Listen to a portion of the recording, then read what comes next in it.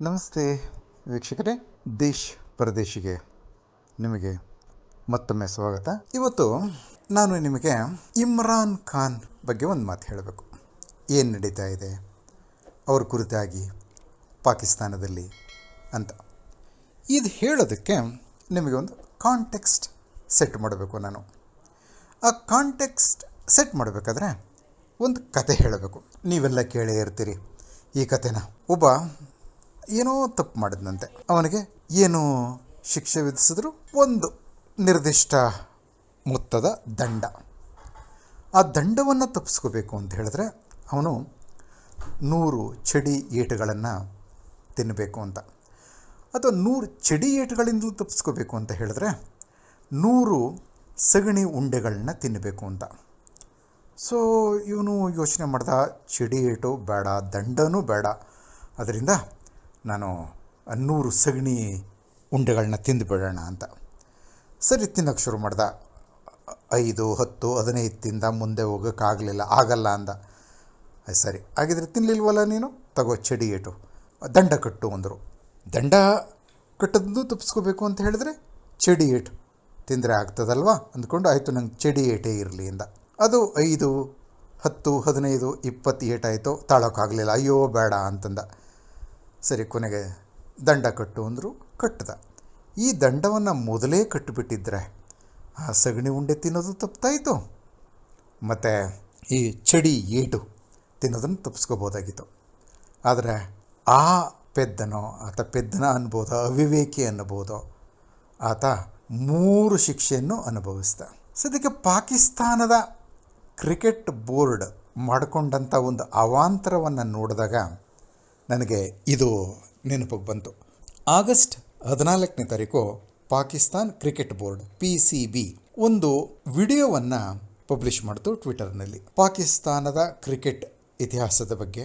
ಅದರಲ್ಲಿ ಪಾಕಿಸ್ತಾನಕ್ಕೆ ಇದುವರೆಗೆ ಲಭಿಸಿರುವಂತಹ ಒಂದೇ ಒಂದು ಕ್ರಿಕೆಟ್ ವರ್ಲ್ಡ್ ಕಪ್, ಆ ಕಿರೀಟವನ್ನು ತಂದಿತ್ತಂತ ಇಮ್ರಾನ್ ಖಾನ್ ಅವರು ಕಾಣಿಸ್ಕೊಳ್ಳೇ ಇಲ್ಲ. ಆದರೆ ಇಮ್ರಾನ್ ಖಾನ್ ಇಲ್ಲದ ಪಾಕಿಸ್ತಾನ್ ಕ್ರಿಕೆಟನ್ನು ಊಹೆ ಮಾಡ್ಕೊಳ್ಳೋಕ್ಕಾಗ್ತದ? ಸಾಧ್ಯವೇ ಇಲ್ಲ.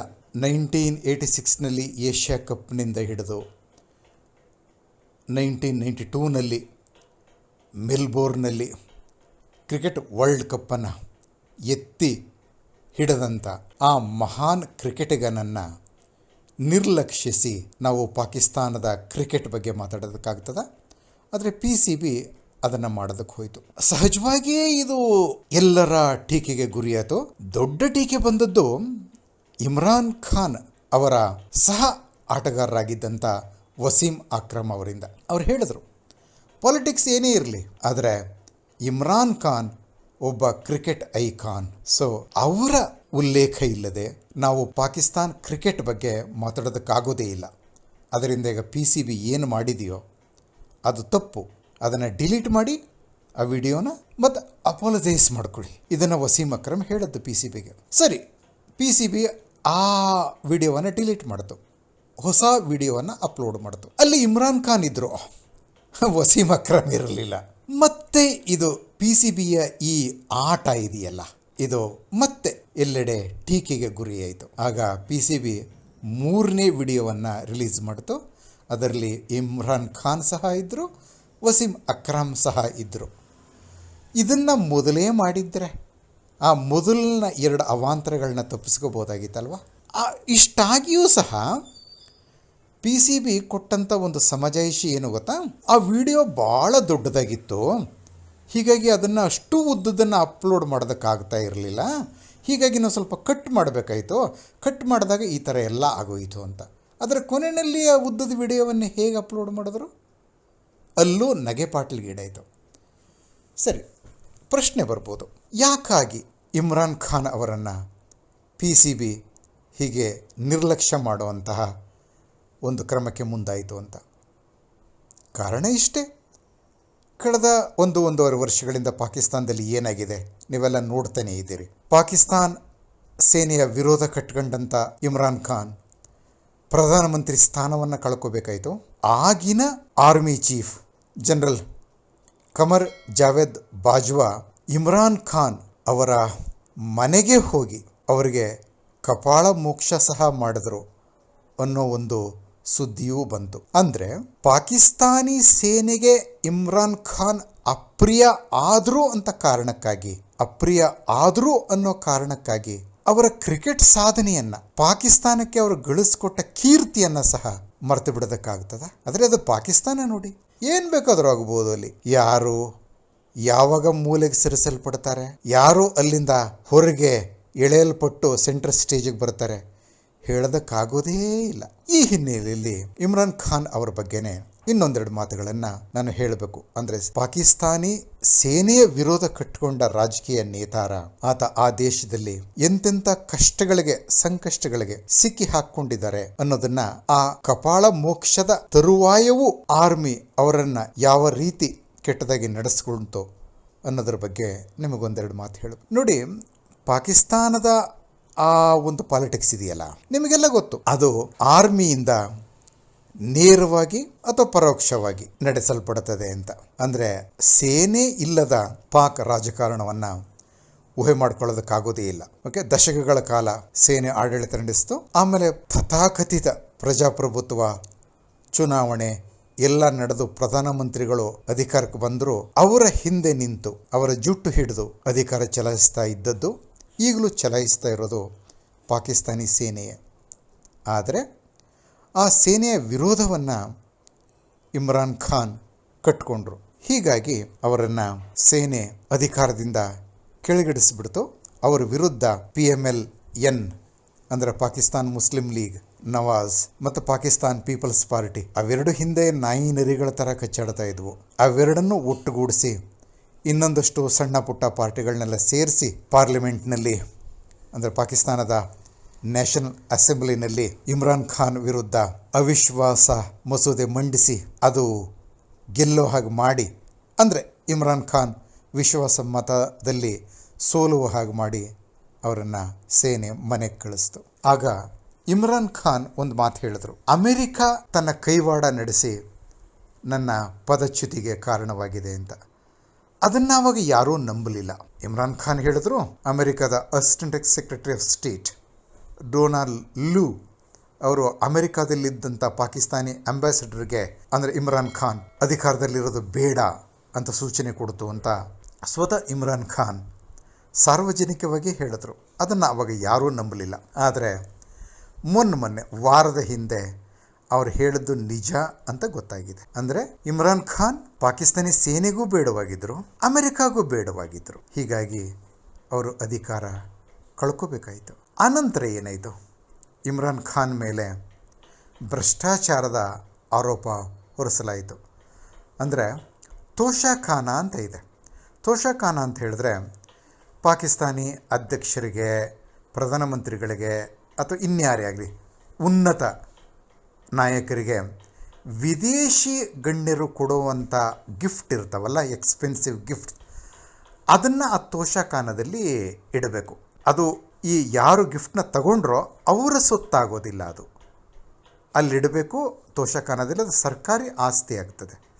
ಆದರೆ ಆ ಗಿಫ್ಟನ್ನು ವಿದೇಶಿ ನಾಯಕರಿಂದ ಪಡ್ಕೊಂಡಂಥ ಪ್ರಧಾನಮಂತ್ರಿಯೋ ಅಧ್ಯಕ್ಷರೋ ಅದು ತಮಗೆ ಬೇಕು ಅಂತ ಹೇಳಿದ್ರೆ ಅದರ ಬೆಲೆ ಕೊಟ್ಟು ಅದನ್ನು ಕೊಂಡುಕೋಬೇಕು. ಇಮ್ರಾನ್ ಖಾನ್ ಅವರ ಮೇಲೆ ಬಂದಂಥ ಆರೋಪ ಏನು ಅಂದರೆ, ಅವರು ಅದನ್ನು ಕಡಿಮೆ ಬೆಲೆ ಕೊಟ್ಟು ಕೊಂಡುಕೊಂಡ್ರು. ಹಲವಾರು ಅಂಥ ಕಾಸ್ಟ್ಲಿ ಗಿಫ್ಟ್ಗಳನ್ನು ತುಂಬ ಕಡಿಮೆ ಬೆಲೆಗೆ ಕೊಂಡುಕೊಂಡು ಹೆಚ್ಚಿನ ಬೆಲೆಗೆ ಮಾರಿದ್ರು ಅಂತ. ಅದು ಭ್ರಷ್ಟಾಚಾರ. ಹೀಗಾಗಿ ಅವರ ವಿರುದ್ಧ ಇಸ್ಲಾಮಾಬಾದ್ನ ಸೆಷನ್ಸ್ ಕೋರ್ಟ್ ಆ ತೀರ್ಪು ನೀಡಿ ತಕ್ಷಣ ಪಾಕಿಸ್ತಾನಿ ಭದ್ರತಾ ಪಡೆಗಳು ಅವರನ್ನು ಅರೆಸ್ಟು ಸಹ ಮಾಡಿ ಜೈಲಿನಲ್ಲಿ ಹಾಕಿಬಿಟ್ಟಿದ್ದಾರೆ. ಎಷ್ಟು ಬೇಗ ತೀರ್ಪು ಬಂತು, ಎಷ್ಟು ಬೇಗ ಅರೆಸ್ಟು ಆಗೋಯಿತು ಅನ್ನೋದು ಎಲ್ಲರನ್ನೂ ದಂಗುಬಡಿಸಿಬಿಡ್ತು. ಓಕೆ, ಇಮ್ರಾನ್ ಖಾನ್ ಅಪೀಲ್ ಹೋಗಿದ್ದಾರೆ ಹೈಕೋರ್ಟ್ನಲ್ಲಿ, ನೋಡುವ ಆ ತೀರ್ಪು ಹೇಗೆ ಬರ್ತದೋ ಅಂತ. ಆನಂತರ ಅಲ್ಲಿಯ ಎಲೆಕ್ಷನ್ ಬಗ್ಗೆ ನಿಮಗೆ ಒಂದು ಮಾತು ಹೇಳಬೇಕು. ಈ ತಿಂಗಳು ಪಾಕಿಸ್ತಾನದಲ್ಲಿ ಜನರಲ್ ಎಲೆಕ್ಷನ್ಸ್ ನಡೀಬೇಕಾಗಿತ್ತು ಪಾಕಿಸ್ತಾನಿ ನ್ಯಾಷನಲ್ ಅಸೆಂಬ್ಲಿಗೆ. ಆದರೆ ನವೆಂಬರ್ನಲ್ಲಿ ನಡೆಸ್ತೇವೆ ಅಂತ ಪಾಕಿಸ್ತಾನ್ ಎಲೆಕ್ಷನ್ ಕಮಿಷನ್ ಹೇಳಿತು. ಆ ಹೇಳಿದ 2 ದಿನದಲ್ಲಿ ಕಾನ್ಸ್ಟಿಟ್ಯೂನ್ಸಿಗಳನ್ನು ಅವುಗಳ ಸ್ವಲ್ಪ ರೀಆರ್ಗನೈಸ್ ಮಾಡಬೇಕು. ಹೀಗಾಗಿ ಅದಕ್ಕೆ 4 ತಿಂಗಳು ಬೇಕಾಗ್ತವೆ. ಅಂದರೆ ಈಗ ಶುರು ಮಾಡಿದ್ರೂ ಅದು ಮುಗಿಯೋದು ಡಿಸೆಂಬರ್ನಲ್ಲಿ. ಹೀಗಾಗಿ ನವೆಂಬರ್ನಲ್ಲಿ ಚುನಾವಣೆ ಆಗೋದಿಲ್ಲ ಅನ್ನೋ ಘೋಷಣೆ ಬಂತು. ಇನ್ನು ಡಿಸೆಂಬರ್ನಲ್ಲಿ ಬೇಕಾದ ಅರೇಂಜ್ಮೆಂಟ್ಗಳನ್ನೆಲ್ಲ ಮಾಡಿ ಆಮೇಲೆ ಚುನಾವಣೆ ತಯಾರಿ ನಡೆದರೆ ಅದು ಬಹುಶಃ ಮುಂದಿನ ವರ್ಷದ ಆದಿಭಾಗದಲ್ಲೇ ನಡೆಯೋದು.